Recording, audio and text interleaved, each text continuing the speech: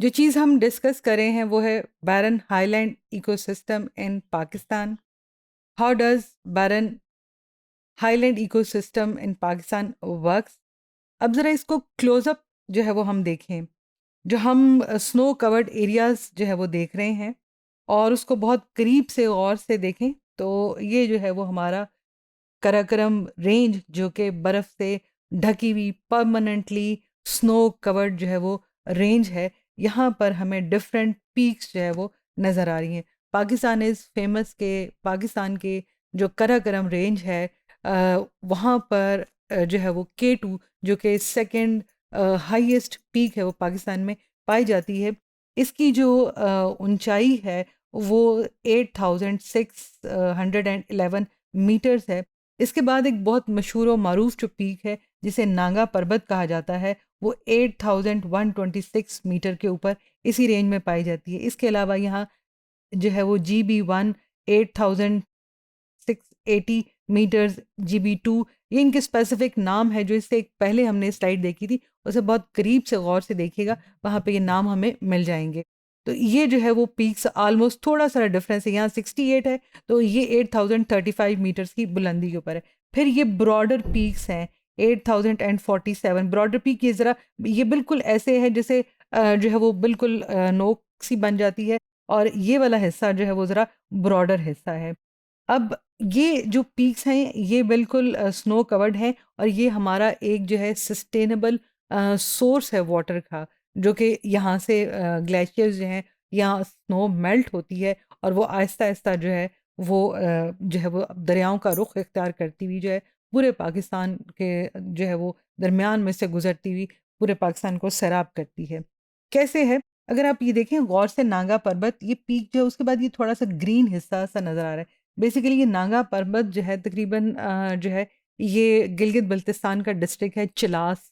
ये वहाँ से 25 किलोमीटर डिस्टेंस के हिसाब से थोड़ा सा दूर जो है नज़र आती है, लेकिन इसका मतलब ये है कि 25 जो किलोमीटर है वो इतना बड़ा डिस्टेंस नहीं है कि बहुत दूर ये आपको पीक जो है नज़र आए। लेकिन चिलास जो है उतना ही ठंडा है, ये जोन बिल्कुल जो है वो ऐसे फ्रीजिंग हवाओं वाला जोन है, मगर वहाँ पर भी जो है वो ज़िंदगी पाई जाती है। अब ये कुछ छोटे-छोटे फैक्ट्स हैं जो हमने यहाँ पर आपके साथ शेयर किए हैं।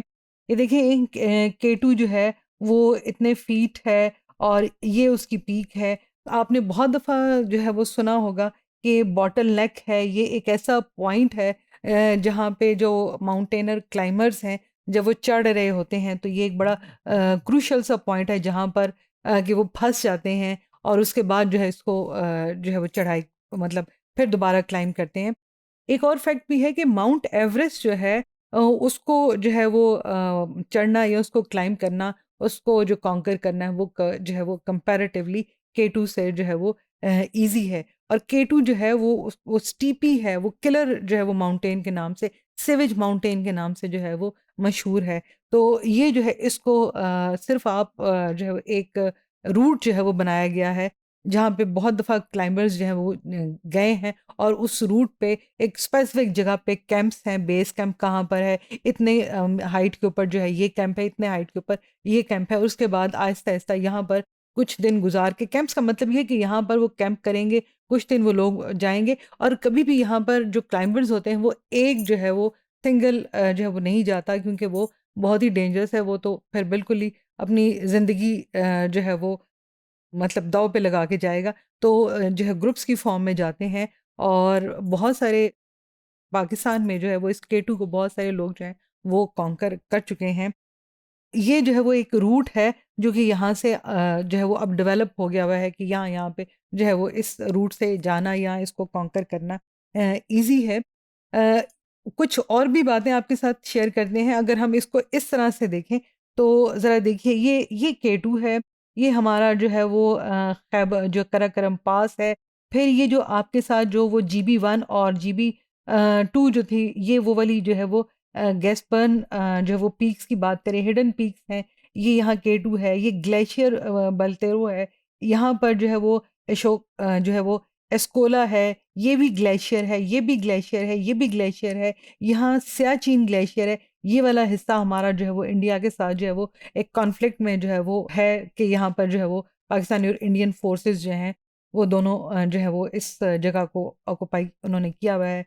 ये देखिए, ये जो ग्लेशियर्स हैं जितने के जितने, ये पानी का माखज़ है। मैंने आपसे कहा ये एक जो है सस्टेनेबल सोर्स ऑफ वाटर है हमारी जो उसके लिए। ये हुंज़ा जो है, यहाँ तक ये सारे ग्लेशियर्स फैले हुए, ये ग्लेशियर्स जिस वक़्त जो है वो पिघलते हैं, बहुत स्लो जो है वो मेल्ट होती है जो स्नो है, तो ये जो है वो मिला के सारी जो है नदियाँ, नाले, वो एक हुंज़ा रिवर बनाते हैं, जो कि इस गिलगित से होता हुआ इस पॉइंट पर आता है। इसी तरह ये वाले जो ग्लेशियर्स पिघलते हैं, ये भी छोटी नदी नालियाँ बनाते हुए एक इकट्ठा जो है वो बड़ा जो रिवर बन जाता है, जो कि स्कर्दू में आकर जो है वो इंडस रिवर बन जाता है। फिर ये पॉइंट है जहाँ पे ये जो है गिलगित रिवर और इंडस रिवर दोनों मिल जाते हैं, और वहाँ से ये सिर्फ इंडस रिवर कहलाता है। और शुरू कहाँ से हो रहा है? हमारे बिल्कुल नॉर्दर्न हिस्सों की तरफ से हो रहा है। इसका एक और पॉइंट जो है वो देखिए, ये ज़मीन के ऊपर ये चीज़ ऐसे ही मौजूद है। अगर हम गिलगित-बल्तिस्तान कभी जाने का इत्तेफ़ाक हो, तो वहाँ पर एक व्यू पॉइंट जो है वो गवर्नमेंट ने बनाया हुआ है, और उस व्यू पॉइंट पे खड़े होकर आप जो 3 पहाड़ी सिलसिले हैं और ये जो रिवर है उसको देख सकते हैं। ये देखिए हिंदुकुश जो माउंटेन रेंजेज़ हैं जो पाकिस्तान और अफ़गानिस्तान के साथ है। ये रेंज ये है, और ये देखिए सड़क भी यहाँ से जा रही है। ये कराकरम है जहाँ पे केटू वाक़या है, और ये बिल्कुल स्नो जो कवर्ड पीक्स हैं, ये हिमालयंस हैं, ये वेस्टर्न हिमालयंस हैं जो कि इंडिया के साथ मिलती हैं, ये भी स्नो कवर्ड पीक्स हैं। यहाँ से जो आ रहा है ये वाला जो एक जो है दरिया, एक बड़ा माख़ज़ आ रहा है, बहुत सारे छोटे-छोटे दरियाओं के मिलने के बाद एक बड़े दरिया का जो उसने जो है वो शेप इख्तियार कर ली है, तो ये जो है वो गिलगित रिवर है। ये जो आ रहा है यहाँ से, ये इंडस रिवर है। यहाँ पर आकर जो है इकट्ठा सिर्फ़ इंडस रिवर बन जाता है। यहाँ ज़रा देखिए, ये गिलगित रिवर है, ये हिंदुकुश है, ये कराकरम जो है वो रेंजेस है, और ये इंडस रिवर यहाँ से आ रहा है, और ये हिमालयंस जो है वो रेंज है। तो दोनों चीज़ें हम जो है वो यहाँ पर देख सकते हैं।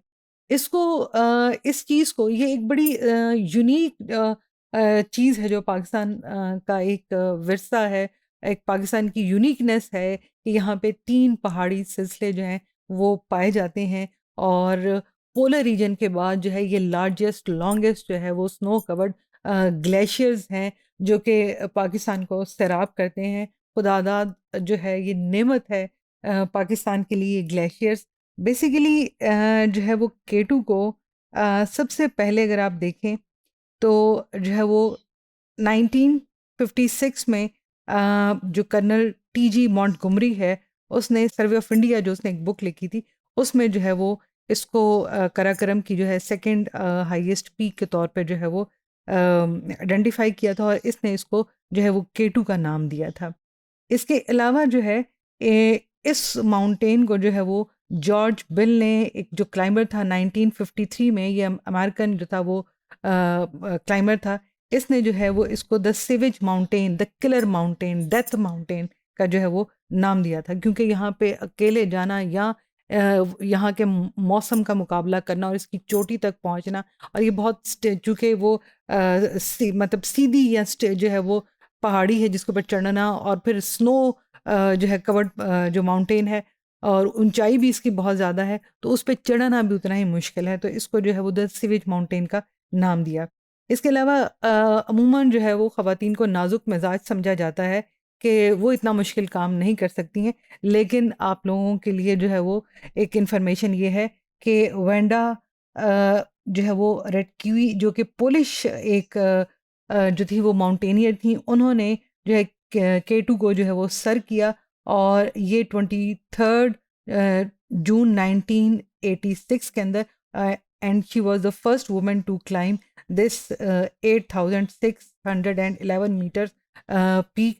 इसके अलावा जो है हमारे पास अब जो आजकल लेटेस्ट जो डाटा है, जिसमें हमारे अपने जो नेटिव बहुत सारे जो माउंटेनियर्स हैं जिनका ताल्लुक स्कर्दू से है, वो इस को जो है वो जो है पीक को जो है वो कॉन्कर कर चुके हैं, उसकी चोटी तक पहुंच चुके हैं, पाकिस्तानी सब्ज़ झंडा वहाँ पे लहरा चुके हैं। अमूमन इसको जो है वो जुलाई अगस्त के जो समर मौसम होता है वहाँ, उस वक्त ये कैंपिंग जो है वो की जाती है, केटू के ऊपर चढ़ा जाता है।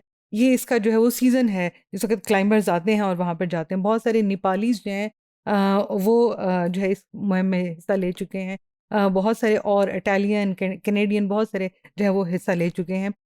लेकिन इस K2 को जो है वो सबसे पहली बार जो है वो 1954 में जो है वो जो है वो किया गया था, सर किया गया था, और ये एक इटालियन ग्रुप था जिन्होंने इसको 31 जुलाई 1958 के अंदर जो है जो था वो इसको सर किया। इसके अलावा पाकिस्तान का जब हम नाम लेते हैं तो एक बड़ा मशहूर नाम है अली सतपारा, जो कि इस K2 को विंटर में यानी कि मौसम सरमा में जिस वक़्त जो है वो शदीद मौसम अपनी पूरी शिद्दत के ऊपर होता है, 5 फरवरी को जो है ये इसको जो थे वो अपने कुछ फ्रेंड्स के साथ जो था वो सर करने के लिए निकले थे, और फिर वापसी पे जो है वो इनकी जो है वो डेथ होगी। इनकी डेड बॉडी जो थी वो 5 महीनों के बाद रिकवर हुई।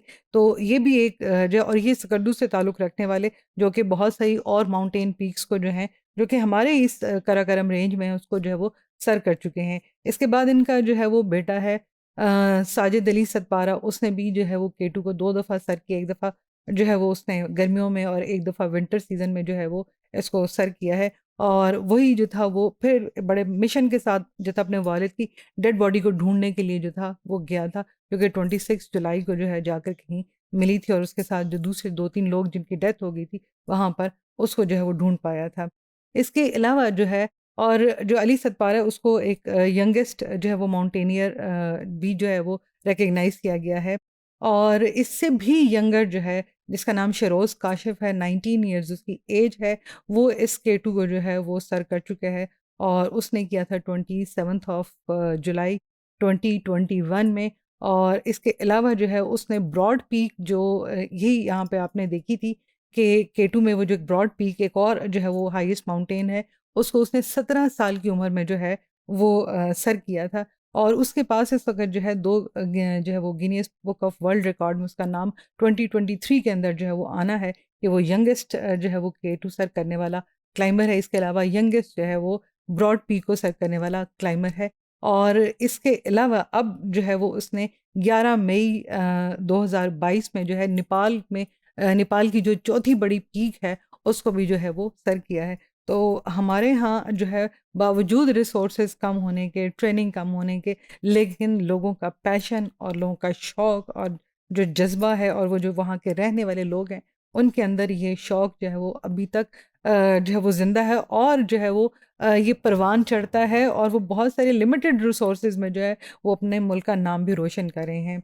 अच्छा, K2 अब इतने लोगों ने सर की है, और इतने लोग उस कैंपिंग की तरफ जाते हैं, उसको सर करने की कोशिश करते हैं, बहुत से कामयाब होते हैं। उसमें से 25 जो है वो परसेंट ऑलमोस्ट डेथ हो जाती है, रिपोर्टेड है। तो जो है वो रिसेंटली साजिद अली सतपारा के साथ जो है वो सीएम पंजाब के साथ उसने मिल के K2 क्लीन अप मुहिम का आगाज़ किया है। यानी कि वहाँ पे इतने जो है वो क्लाइंबर्स जाते हैं कि वो कैंपिंग के दौरान डेफ़िनेटली सारी चीज़ों को इकट्ठा नहीं कर सकते होंगे, वहाँ कुछ ना कुछ जो है वो गंद पड़ जाता होगा। तो ज़रा सोचिए कि पोल्यूशन जो है वो सिर्फ़ हमारा ज़मीनी या हमारे अर्बन एरिये का जो है वो एक प्रॉब्लम नहीं रह गया। ये उस जगह का भी प्रॉब्लम बनता जा रहा है जो बिल्कुल सर्द-तरीन जगह है, जहाँ सिर्फ़ स्नो है, जहाँ पे ज़िंदगी गुज़ारना मुश्किल है, और वहाँ पे भी जो है वो एक क्लीन अप मुहिम जो है उसका आगाज़ कर दिया गया है, ताकि वो रास्ता जो है वो क्लीन हो। क्योंकि उसकी वजह क्या होगी, वो बेसिकली आपके इकोसिस्टम पे इम्पैक्ट करेगा, नेगेटिव इम्पैक्ट होगा। वो चीज़ें जो हैं वो स्नो मेल्टिंग का जो है वो बायस बनेंगी। तो जो है नेगेटिव इम्पैक्ट से रोकने के लिए जो है वो इस जो K2 क्लीन अप मुहिम है उसका आगाज़ किया गया है।